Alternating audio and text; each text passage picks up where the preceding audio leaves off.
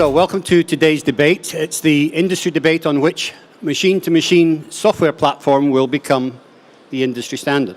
Well, that's the title, but I'm sure as we find out as the debate goes on, there's going to be quite a number of contenders. So in the race to automate and optimize production lines in factories, there's been a number of software companies that and industry leaders that are keen to arrive at one de facto standard that will provide the platform to build the smart factory of the future. This panel comprises of three of the leading contenders. To my left, I have Jason Spera from IPC, or representing IPC CFX. To his left, of course, as you have just recently seen, Thomas Bliem from the Hermes standard. Hi, Trevor. And to his left, we have Owen Manor from Mentor Siemens. So welcome, gentlemen. Thank you for participating today. So I'm going to start literally trying to lay out the landscape at the moment. So since the industry demand for a secure machine-to-machine collaborative platform was raised at our panel discussion last Productronica, there's been a lot of movement to address this issue. So please take 5 minutes each to bring our audience up to date with the features your platform is offering and how it differs from the other platforms and the current status of its development. So I'll start with Jason here on my left. What's happened with CFX? Okay. Thank you, Trevor. CFX, I'd probably like to answer it in two ways. One is the technical aspects of it, and then also the business aspects of it that I think give it advantages. Technically, CFX is built on what is the second most popular data transport mechanism used in the IoT world, which is AMQP. So if today you're doing banking transactions on your iPhone or something like that, it's actually likely going through AMQP. It's a highly proven, open, free protocol for the transport of messages that are related to everything from monitoring a thermostat or your HVAC system or what have you. So the underpinning of it is built on something that's open and free and highly proven all over the world. So the moving of the messages around is nicely built out that way. Presumably, if it's been used for banking, it's going to be pretty secure, I would think. The security is fundamental to AMQP. Also, it has the other advantage of being both machine-to-machine in nature and machine-to-broker, but you don't need a broker architecturally if you're going to use it. So that opens up all sorts of possibilities for more simple integrations that are only going down a line rather going up to a host system and back down and so forth. So that's at the platform level. The committee also decided on JSON, which is probably the most popular encoding method used in IIoT and IoT applications right now. So that's how we're moving the data around, and that's all been decided, voted, and so forth. But then there is the content itself. And what sets CFX apart from anything else done before is that it does not approach the data content in a way that is related to the machine type. That's what prior standards did. That's what all the standards that are out there right now do, is they look at, well, this is a pick and place, this is an oven, and so forth, and then they define a standard structure for that.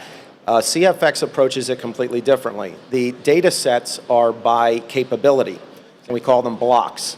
So why is this important? It's important because today, machines are not like they used to be where they did essentially one thing. Machines today are becoming hybrid machines where a printer may have inspection heads in it. You could look at a modern pick-and-place machine as having a material handling system within it, but it also does placement, and it also does ID acquisition with its scanners and so forth.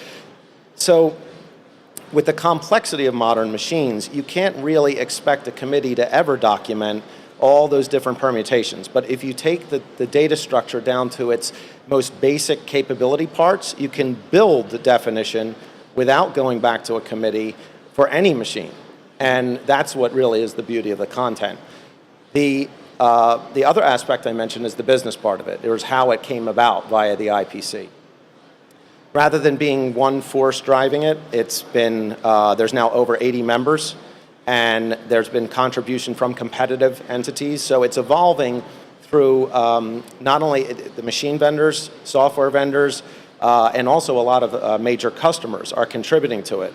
The standard draft is now over 70 pages, and the content is being built out rather well.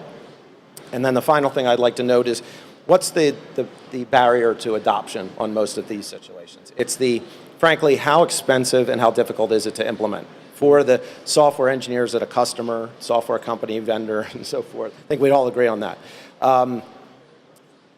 As of actually this morning, a press release that went out from the IPC, Aegis Software during the course of their work on the standard in the committee, developed an engineering API, a toolkit that actually you can install. It's been donated completely to the IPC to post as an open source code base. And it enables anyone to take that code, put it onto a machine, put it into an ERP system, whatever, and it starts actually transmitting. It uses the AMQP engine, transmits the messages. It does all the block and tackle low-level work for the coder, which we hope the industry will take it, build it out, make it even more powerful, and go from there. It's completely open and completely free. It is. There's nothing about it that requires licensing. Okay. Now, your software, though, was it not originally, the CFX is not originally based on a customer software from the industry? No. It wasn't? CFX, there was contribution conceptually from, actually, one of the chairs is from Flex, and they had done a lot of work. I didn't want to mention names. And I think it's okay. So a lot of the concepts, a lot of the ideas as to what needs to be done was informed by many different vendors that are on the committee and manufacturers that are on the committee. But it wasn't born of any particular application. Right. Because one of the concerns was obviously that if you then go into Jabil or into Celestic or any of the other big tier ones, they're going to say, well, we don't want to use that, we want to use something else. That's correct, and that's why the committee is so large, and there is no singular influence from one entity on it. Right, okay. Great. Okay, so we've had a synopsis of where we are with CFX. Thomas, I know you've just spoken, but I'm sure there's some people in the audience that weren't here earlier, so maybe you can give us an overview again of where we are with Hermes. Yes, I will do so, and I will try to keep my 5 minutes a bit shorter than your 5 minutes. And no, I'm joking. The Hermes standard is on a different level, in a different layer within a factory. The Hermes standard core goals are to facilitate the PCB handover from one equipment in the line to the next equipment in the line. The popular standard for many years has been the existing SMEMA standard. For many, many years, this was well done, but it's 30 years ago, so it's pretty much outdated. There's no data. SMEMA was a mechanical standard as opposed to an SMEMA electronic plus, one, really. it started as mechanical plus some electrical amendments, and it was, but this is a long time ago. Yeah. There's no real data in. There have been many workarounds with barcode readers and higher level systems to control all this data, to facilitate some of these functionalities. This is something we need to overcome now with the Hermes standard. The Hermes standard is something you have to imagine. You bring in a board into a line, we create a digital twin of that board, and all the data over the line gets enriched to this digital twin. This means we create a global unique ID to identify this board. Yeah. At the beginning it's 1 millimeter high. Once you populate components, it's getting higher. Next machine knows that and can work with the data. And so it's very simple to amend data, to contain data, without that a higher level MES needs to know, now we populated a component and there could be a potential crash in the oven. So this means the product itself has all the information included because it comes with the product and can drive change. Yep. So automatic width adjustment is simple because the board, they will tell you, I'm 45 millimeters wide, so what are you going to do? Okay. Change. And this is simple. If you do this from a higher level system, it's terrible. Very costly, very expensive. Nobody needs such a complex world. This is how Industry 4.0 works. And we are now 28 companies committed to this standard. I would say this represents already 70 to 80% of the industry. That's interesting. I mean, are there any of the companies of your 28 that are also members of CFX? Yeah, so so I think there's a lot of commonality across these, because they are open standards. No, I would not say there's a commonality. I think if you really are clear about your scope, what your standard stands for, and your interfaces, then you can separate things. Yes. And this is what you should do, because then you can also easier exchange things. If they are woven like a net, then it's complicated to separate. But for Hermes, it's rather clear what we want to achieve. and the other things can be done by higher level systems on top, which may not be in use in many factories because it's a simple factory and a complex factory, they are definitely in use. Right, right. Maybe like this. Right. I mean, that's true. I mean, and when you go into a lot of factories, you see a lot of homegrown systems. You really do. Owen. Okay, yes. Okay, 5 minutes.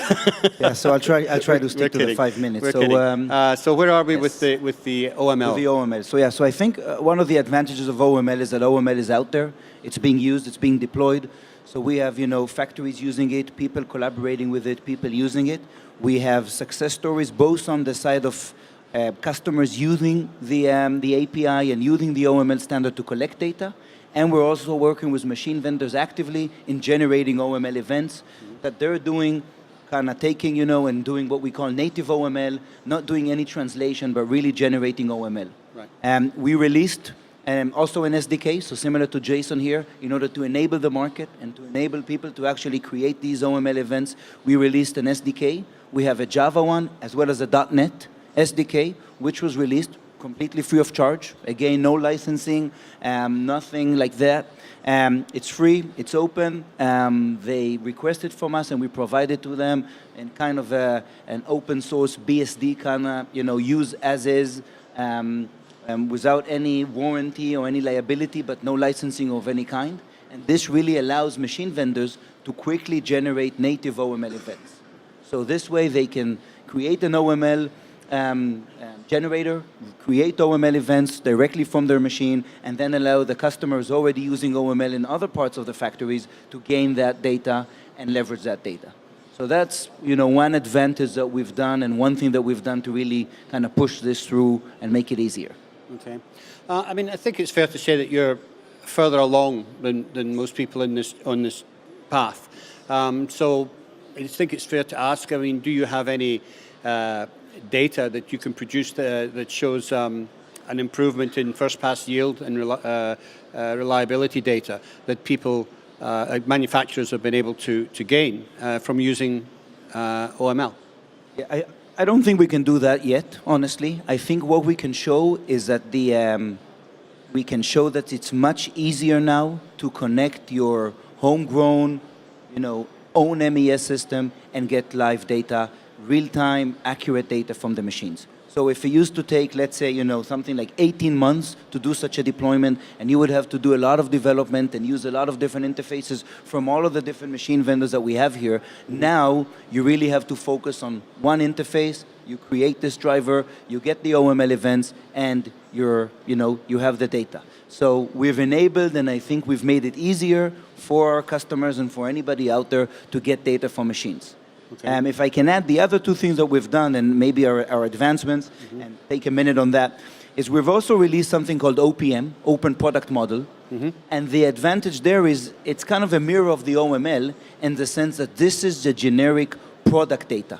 So this is kind of a generic way to send any machine there, whether it's an inspection machine or a placement machine, the full product data.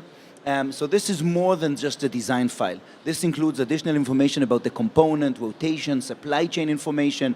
So now, whether you're using ASM or you're using Fuji or you're using Panasonic, and each one with their own, application to develop programs, you can now have a generic output that is doing that. Because that's the other challenge that we see in the industry. It's not only collecting data, but also feeding data to machines. Yeah. So we've done that, which is, I think, first. That machine code, does that not change on a regular basis? I mean, you work for ASM, so I mean, you'd know that. Does that machine code and data not change regularly as new models come out? So just to say, the idea with OPM is that it will be ASM's responsibility to take this XML-based program and optimize it and create a program that they know. So it's a very clean interface. There's nothing machine-specific in OPM, related to a specific machine vendor. I think Trevor has understood what OPM stands for, but the question was more related what happens in a real customer environment. Yeah. Does this really happen that you have last-minute changes in your products, that where you have to be very flexible in changing the data? Yes, this happens, definitely. We have customers which had 10 product changes per day or 3,000 per year per line. Now they have 5,000, they want to go like 10,000. Where do these changes come from? It's not always changes only because of new designs, new boards, but also because of short-term discontinuations, short-term R&D changes, different batches, and. And so we have to have a closed loop where this all is possible in a short term, that you can go from design to production in one step without creating all this data again and again. And we have to support all of these fast workflows without interaction, because interaction cannot work in such a short period. Yeah. No, it's very true. We're in a much more high-mix environment than we used to be, for sure. Given the recent announcement by JARA, which is the Japanese Robotic Association, they're now bringing out, again, a simplified version. I hate to use that term, it's not simplified, but a version that's not unlike what Hermes is doing. Why, is there a need for that? I mean, I think many of us have seen this press announcement, I think. If you read it carefully, it really sounds a bit of what has inspired us to start with the Hermes initiative. But nobody knows exactly what they want to achieve. I'm not so sure if they fully know already what they want to achieve, because this was just a commitment to start a subcommittee and to start discussing. There's not now a existing protocol you can read and understand what is in there. I personally don't understand why this is necessary, because the Hermes initiative is open, is worldwide. Everybody could join. We could do everything together in a shared environment, shared resources, shared effort, more transparent, better for our customers. I think the future should come to one standard for board flow management and not many. This is not for our customers' benefit. This is something you may need because you want to have it because of marketing, or I don't know. So I hope that this is not the end, the last word. The last thing we hear about it, yeah. Do either of you other gentlemen have a view on that particular topic? I'd rather stay out of it. This is one thing. It's one thing, okay. Do you have a view on this, Jason? I do, and it actually aligns very much with Thomas's, is that from the CFX IPC perspective, is that anything that's open and the product of a group, such as what's going on with Hermes, hopefully that could maybe enrich or be involved in CFX or vice versa. So it's, to us, there's no necessarily conflict, but I agree at this point I don't think we know enough about it to fully understand. Okay. My next question is, kind of leads into my next question, which is, of course, does a standard, an industry standard, need to be controlled by a trade association? Or can it be controlled by a commercial association, and are there benefits and drawbacks for both? You're representing IPC. Is it better does the trade association slow down the decision-making structure, or is it helpful? Well, democracy can be troublesome, as we all know. And yes, of course, because there is so much consensus, it does take probably more time. If a singular entity, a single business entity, sits down and designs an entire solution, that will be faster. That's natural. But then think about what you lose, though. I mean, myself personally, having been involved in the committee, there were such a number of things and requirements from the big manufacturers versus what the machine vendors were saying, that even the company, not the IPC, we would not have independently known of those things. So the benefit is, in the end, it's I think a richer solution that accommodates more of what people actually need. That's true. But I mean, if I can also say, I know that Panasonic, who also have their own individual system, they went collaborative, and they said that the input they get from their participants, is so rich that they didn't anticipate that, and it really has helped. I think that's the point. Yeah. One company has ideas, they have a goal to achieve, but many companies are smarter, and they have more inputs and more value to create. Yeah. And if you're a pure vendor of one equipment type, you may not overlook the complete complexity of the environment. And I personally believe you need as much as possible companies from the same layer involved to have a complete picture of what should be done. You need the democracy, but you have to be fast as well. So I believe the IPC thing is a good thing, but you need to find a way to keep this going very, very fast. Okay. If you end up slow, then you lose a lot of time. time. Yeah. So Trevor, if I could point, I mean, I think we're probably the only one that is pushing their own standard at the moment. But we do have a community. We have about 300 members in the OML community. We got a lot of feedback from a lot of vendors, small, large, all across customers. So we did take a lot of feedback in doing it. And unfortunately, today in electronics, really, we don't see any open standard prevailing. And one issue is really the slowness and how it's dragging. And we've been very successful, I think, with ODB++. Valor pioneered that standard. It's now owned by Mentor. You know, we'll move to Siemens at some point. It's a completely open standard. The specification is online. Anybody can go and download it. And we see the majority of designs out there in ODB++ format. We've also put a big effort to really differentiate between our commercial offerings around OML and really what we're doing from a standard perspective. It's not the same team involved. So we're not really doing this to try to, you know, sell something immediately in the back end. We really do believe this is the fastest way to get something adopted. Right. Okay. When you talk about 300 members in your community, are you talking about customers, or are you talking about suppliers? It's a mix of machine vendors as well as manufacturers, but the majority of them are not Mentor customers. So it's not that the customers are really, you know, we get the feedback of our customers directly. We work with them. We understand what they want, and this is usually in the products. So I think our customers care less about OML because they have our solutions. OML is really geared to some of our non-customers today. People using their own MES system, people who are not shopping out, people who want the data, machine vendors, those are the ones that we're focusing on there.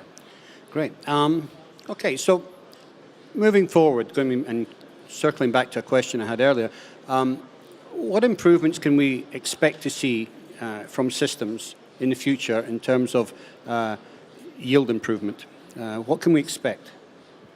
Well, in my opinion, the phase we're in now with Industry 4.0 is getting the infrastructure resolved, which is what we're all talking about here.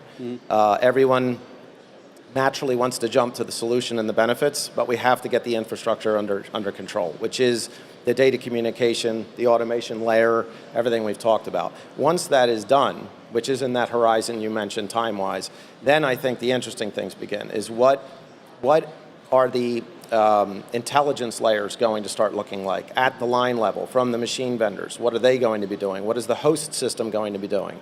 And then once you start joining the intelligence from the host systems like MES into ERP and the supply chain, but all of that is predicated upon making a more reasonable way of these systems talking to one another. So you've got to get the line control software working collaboratively first of all, before you can then start going into the MES systems and the entire supply chain and really optimizing everything? Well, I'm not sure it is a sequential thing, but I do believe that the prerequisite is to get the data communication across all the entities. One thing that is different about CFX is that it actually doesn't just look at lines or machines or electronics manufacturing. It's architected to handle everything all the way up to the business systems and beyond. So its messaging structure and everything is much, much broader than electronics assembly only. It does discrete manufacturing and it goes up into the business systems. So once all of those, the data traffic like that is standardized, then you can do anything you want at the host or the line level.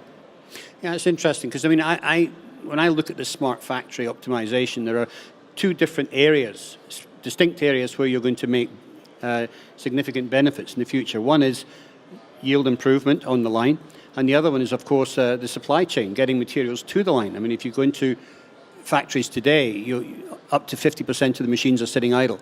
The more we can reduce that and optimize it and make more with less, the better we're going to be for it. What's your view, Thomas? Coming back to your previous question, what you asked about yield is one of the very good questions from my point of view. Customers should expect highest possible yield, but also highest efficiency. And Industry 4.0 should lead to that with to achieve a... Give them some time. Can you scroll up?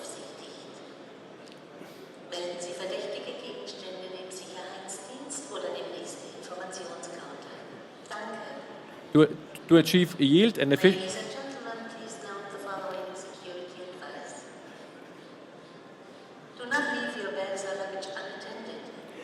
We're having a temporary pause till we hear the announcement. So to have a good yield and to have a good efficiency in a high volume production is very simple. You can do this because your process is stable, you're not changing, then you can do it. If you're in a low volume production, in a always all the time changing production environment, then yield and efficiency is an issue. And this is what the Hermes standard would like to provide. Mm-hmm. Efficiency is there because even if board per board, your recipe, your product, everything changed, the product itself can drive this change. No operator is needed to do these amendments. And operators typically lead to yield loss because there may be mistakes. It's complex to control all of this. Second thing is to control a process. You need closed loop system. This is something which you need.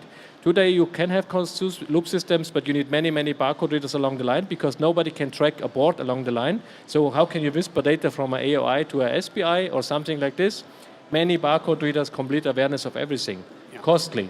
Hermes can do this for nearly no cost. Yeah. Okay. So I think barcodes is actually right throughout the whole factory is a thing that needs to be addressed. I mean, you see reels coming into factories with multiple stickers on them and barcodes. You really need one barcode on the component side, following it through, and the same obviously on the board, which the board has.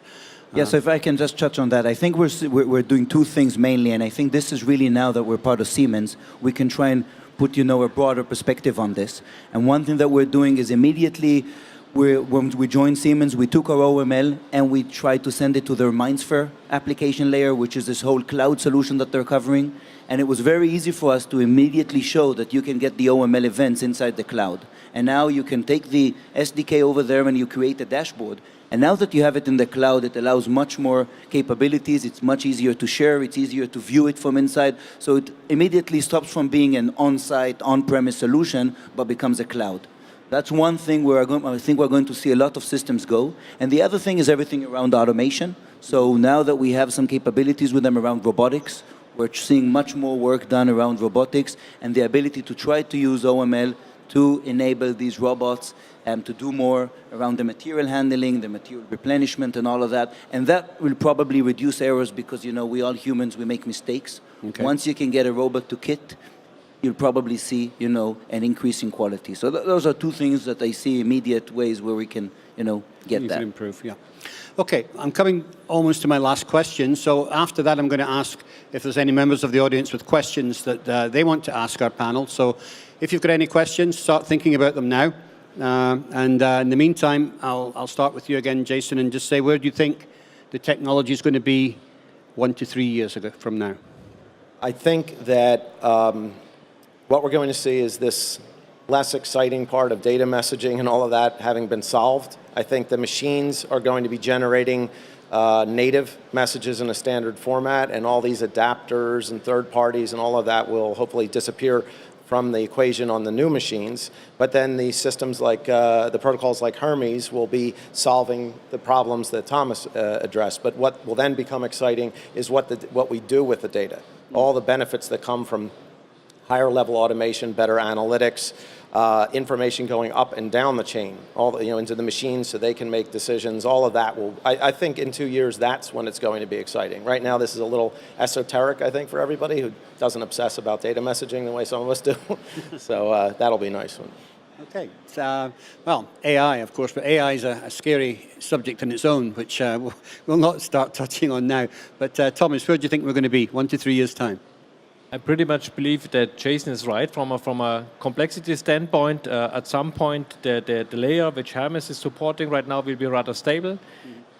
This layer then can be completely isolated, is very stable, and on top of that you can build pretty much smart factories with all these closed loop systems, big data analytics, transfer to a cloud and so on. But before of that you need to simplify what is below, because the invest you have to spend today to integrate all of these different equipment types is terrible. Nobody can manage, and this is something which we have to overcome. Then it's very simple. Then you are in a world where you can plug in with a small connector, and you're there for every machine. Yeah, so let's get the basic building blocks in place first. Not 10 connectors, one connector then. Yeah. I think we'll see. Yeah, I think we'll see more what Thomas was saying about the digital twin. We'll see people talk about a digital factory, a digital process, a digital manufacturing process. So This digitalization story will really, I think, come into the electronics. It's very strong on other discrete manufacturing areas. I think until now it hasn't come to the electronics probably because of these challenges around getting the data. But as this is sorted, we'll hear much more of a digitalization story and people understanding that if they get a good digital twin of the configuration of the lines, of the manufacturing process, of the product, they can do much more simulation and this way increase utilization and reduce all of the errors. Yeah, but I think you'd all agree that manufacturers really shouldn't be waiting till this happens. They should be starting to put a strategy in place right now. Because this is going to happen faster than they realize. Okay, if I can open up to any questions from the floor. Do we have anybody that has a question? If you could raise your hand, if you do. We'll be more than happy. Somebody will bring you a microphone, I think, or I'll bring you one. Any questions? No? Okay, we've got a shy audience today. Okay. Well, I want to thank my panel today, Owen Manor from Mentor Siemens on the end, Thomas Bliem from the Hermes Standard. Thank you, Trevor. Thank you. And, of course, Jason Spera from IPC CFX. Thank you, Trevor. Okay. And thank you for joining us today. Thank you.